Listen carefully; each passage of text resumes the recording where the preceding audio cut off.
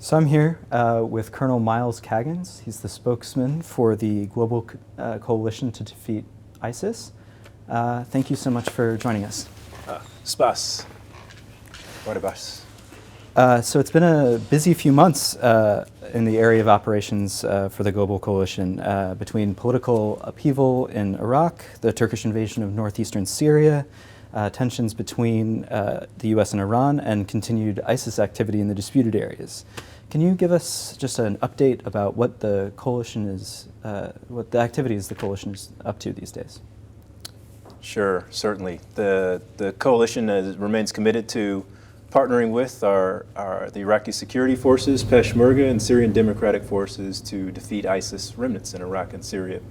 And I'm happy to explain some of our recent activities. As you know, there were tensions between Iran and the United States, and as a result of that, earlier in the year, we paused our training and offensive operations. However, we remained partnered with the Iraqi security forces and Peshmerga. We're co-located and continue to share space inside operational command headquarters, where you have coalition advisors sitting side by side with Peshmerga, side by side with Iraqi security forces. And looking west toward Syria, we continue to partner with the Syrian Democratic Forces in Hasaka and Deir ez-Zor province. Make no doubt about it, the coalition is committed to this mission, and in recent days we have resumed our advise and assist operations with the Iraqi security forces, providing airstrikes and sharing intelligence as the Iraqis lead the mission to catch ISIS outlaws. Okay. So sort of thinking big picture about how things have changed since 2014, how have the Iraqi security forces and the Peshmerga developed since ISIS sort of swept across Syria and Iraq in 2014? Are their capabilities now sufficient to stand up to an offensive like that? And what's still left to do? Well, looking back to 2014, your viewers know full well the threat that ISIS had. At its peak, ISIS controlled more than 100,000 square kilometers of territory and had more than 7 million people living under its murderous rule. In September of 2014, the United States-led coalition responded. We recognized the principles of freeing people from this terrible terrorist group, and together we were able to beat back ISIS, and we're coming up on the 1-year anniversary of the Battle of Baghouz in Deir ez-Zor province, where the Syrian Democratic Forces put the final death blow to the physical territory of ISIS. But the threat remains. ISIS is down, but not out. We've seen in recent weeks that the Peshmerga, the Iraqi Counterterrorism Service, the Iraqi MOD are conducting relentless operations to bust ISIS sleeper cells, to stop their smuggling networks, to disrupt their ability to spread propaganda, and kill or capture them where they hide in the mountainous regions, Karachoke, Hamran Mountains, the Nineveh Plains, as well as wadis in Anbar province. Okay, and so you know that pressure is still on. But you've trained many younger officers in the Peshmerga and the Iraqi security forces in recent years. Have you seen that their leadership is starting to have an impact on keeping that pressure on? Or are older leaders still sort of insisting on doing things in the old ways? I'd like to describe the coalition's mission in two ways. We really have two areas that we focus on in this continued fight against ISIS remnants. The first I've alluded to already, and that's operations outside of our bases, outside the barbed wire of our bases, where the Iraqis are going on missions, the Peshmerga are looking for ISIS remnants, and the coalition might help them with intelligence, drones, or airstrikes. And on rare occasion, we may send special operations to accompany our security partners. A bigger effort is what we call building partner capacity, training. Since 2014, the coalition has trained more than 250,000 security forces in Iraq and more than 40,000 in Syria. This training has produced security forces that are capable of taking the offensive to ISIS and preventing ISIS from resurging. Today, ISIS cannot hold physical territory. Their activities are mostly criminal in nature, and ISIS is focused on raising money through theft, extortion, taxes, just to be able to pay its fighters and finance its terrorist activities. The training has resulted in Iraqi ground forces as well as Iraqi air forces that are more capable than they've ever been. The Iraqis' F-16s have conducted airstrikes unilaterally without coalition assistance in recent weeks, and these type of operations, this type of success is as a result of the coalition's training, but more importantly, the result of the Iraqis and Peshmerga and SDF resolve, their will to fight. Recognizing the threat, they have not let their foot off the gas of bringing the fight and driving it right into ISIS, punching them, catching them where they are, to ensure that they are not a threat to the people of Iraq. Okay, let's sort of talk about where they are. So it's widely viewed that ISIS is using the disputed areas here in between federal Iraq and the Kurdistan region as a place where they can regroup and stage attacks. What, if anything, is the coalition doing to help coordinate the activities of the Peshmerga and the Iraqi security forces? The Iraqis have taken a lot of initiative themselves to coordinate in areas where we find ISIS remnants. And yes, in northern Diyala province, along the areas near Kirkuk, Hawija, Makhmur, there are ISIS in terrain that's quite difficult to go into. If you were looking to hide, you would probably find a cave. So we know that this is where ISIS likes to hide.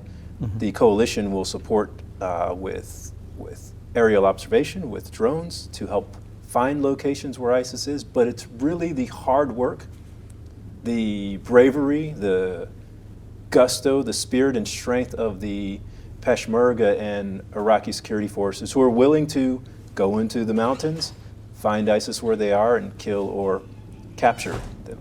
Right.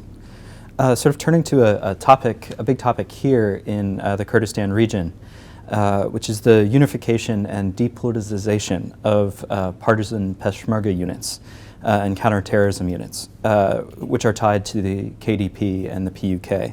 Can you talk a bit about how the coalition is supporting the goal of creating a truly national security forces here in the Kurdistan region? Yeah. The coalition and partners with the Ministry of Peshmerga, as the Ministry of Peshmerga is leading reforms of the Peshmerga that we think will make the strongest, most well-coordinated Peshmerga forces and additional security forces from the northwest and Sector 8 all the way down to the Diyala area in Sector 1. Along the way, we are seeing more discussions, more earnest commitment between the 70s and 80s and all security forces to focus on the threat of ISIS. And the threat in many ways has unified security throughout this country to maintain their eye on what their purpose is in the first place. Sure. So, I mean, this has been a long-held goal of governments in the Kurdistan region for 29 years. But what happens if the parties continue to drag their feet on this issue?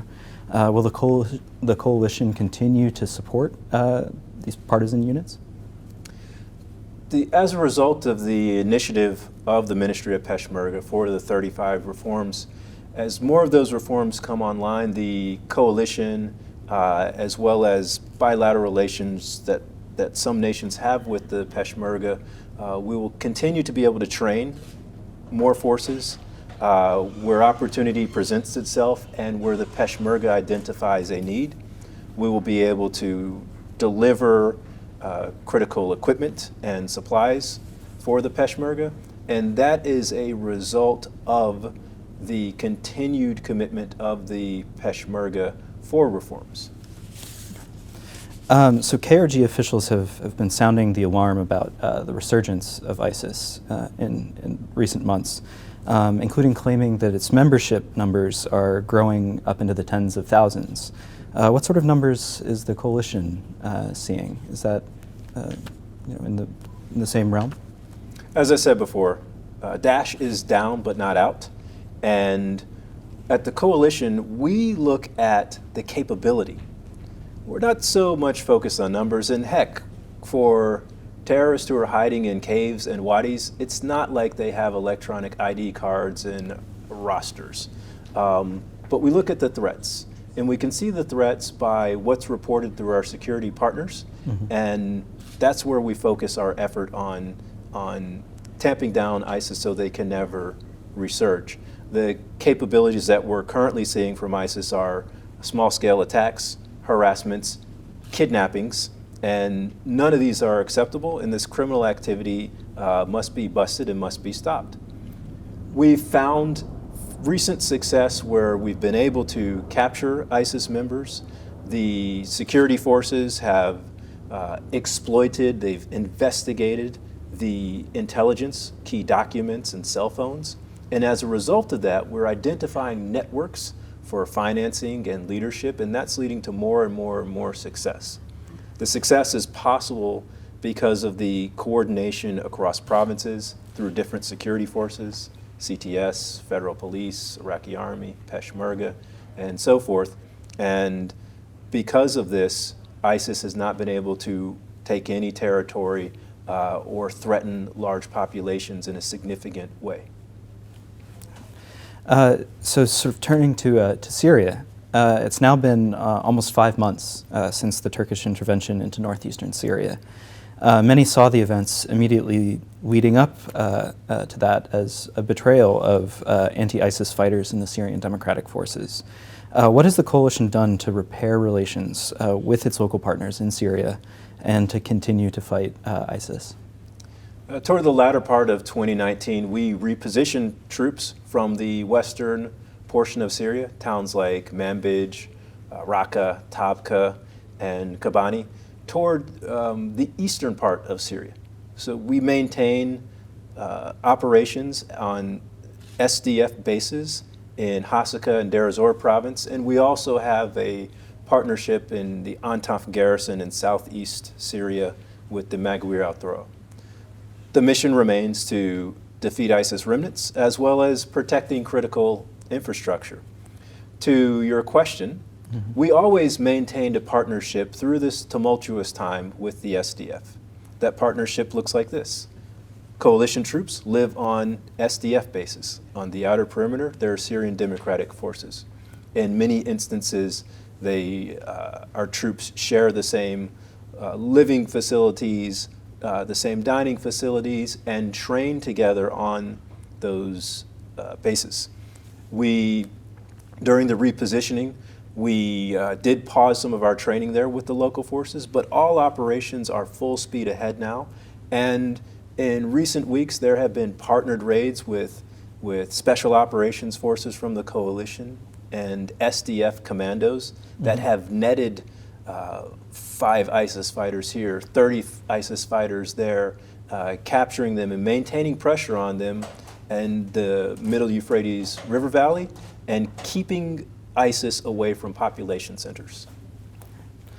Like in Syria, Turkish forces are also active here in the Kurdistan region, both in terms of troops and outposts, as well as airstrikes, which sometimes result in civilian casualties. Does the coalition see this as something that distracts from or complicates its mission in Iraq and the Kurdistan region? Well, some of the long-standing tensions that have existed before the coalition's presence here certainly are discussed between the governments of Iraq and other neighboring countries. So our focus in the coalition is strictly on the anti-ISIS mission. Okay. The past few months have really been a very tense time in Iraq and the broader Middle East. Following the killing of Iranian Quds Force commander Qasem Soleimani by the U.S., as you said, the coalition temporarily paused some of its operations. How did that affect the coalition's mission, both in terms of offensive action against ISIS as well as its training program with the Iraqi security forces and the Peshmerga? We saw in the last few weeks of 2019 and the earlier part of this year a series of rocket attacks. To date, there have been more than 20 on Iraqi bases that house coalition troops. These escalated over time. Our focus now, though, is getting back on the anti-ISIS mission.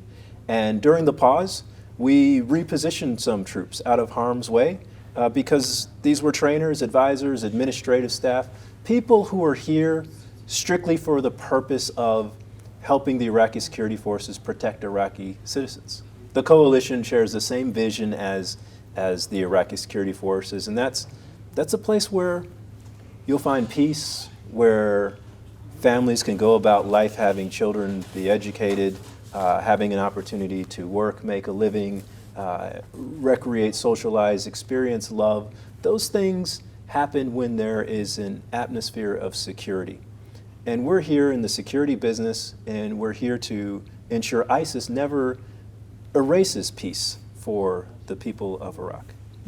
Sort of pulling on that a little bit, though, those tensions have led to an indicative vote in the Council of Representatives expressing a desire to see foreign troops leave Iraq.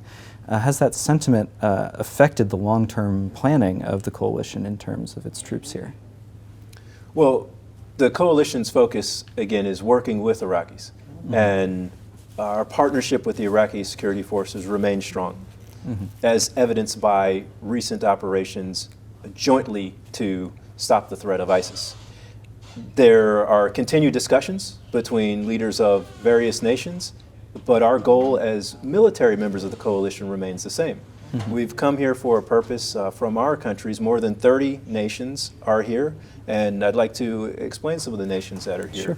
In the Kurdistan region, there are trainers and mentors from Hungary, from the United Kingdom, Italy, Finland, as well as Germany.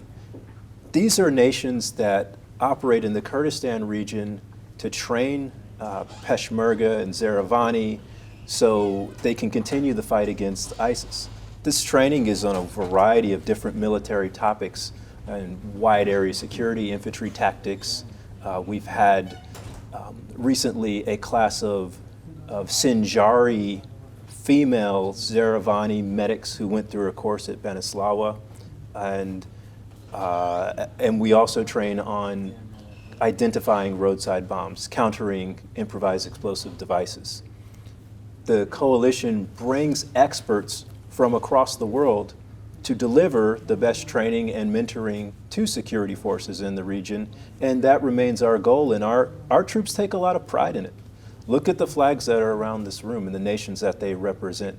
These are nations that come here willing to invest our time and our capital, our money and resources on helping our partners be the best that they can be. So speaking of that presence and that commitment, the Trump administration, and again, this is just one element, one country within the coalition, but a very important one. The Trump administration has only requested $900 million for the counter-ISIS fight in next year's budget, which is about a 30% cut from current year levels. Do you think that that's an indication of the administration's commitment to the fight against ISIS? And will that reduction of funding hamper your very important mission here? Since the beginning of our operations, your viewers should know that the coalition has contributed more than $4 billion to security forces in the region for the fight against ISIS, and we've seen a lot of success. As a result of that success, we're looking at a variety of things, from potentially repositioning some of our troops. There's naturally going to be adjustments and a close look at the budget, because ISIS no longer has nearly 8 million people under oppression. So it's just a natural evolution over time as a result of the success of the Peshmerga, the SDF, and the Iraqi security forces as they take the fight to ISIS. Okay. I just want to, thank you so much for your time. I just want to close out. You've said in previous interviews that you want to instill a culture of communication up and down the chain of command as an important part of taking the fight to ISIS. Can you talk a little bit about that and what sort of message you and your colleagues want to communicate to the people of the Kurdistan region and Iraq? Certainly. We know that when ISIS began, part of their success was having a media plan, a social media strategy to draw in recruits from across the world. And this is based on a ideology that led to a murderous proto-state.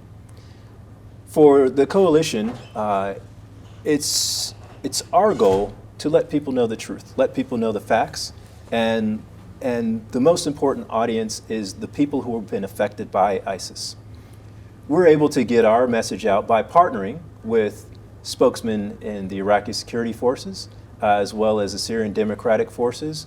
And when we travel to different areas and talk to the press, who are so important to ensuring that citizens in the area understand the security situation, we know that it's important to reach out to a number of different channels, networks, audiences, mediums, from social media, print, radio, television, to reach people where they are.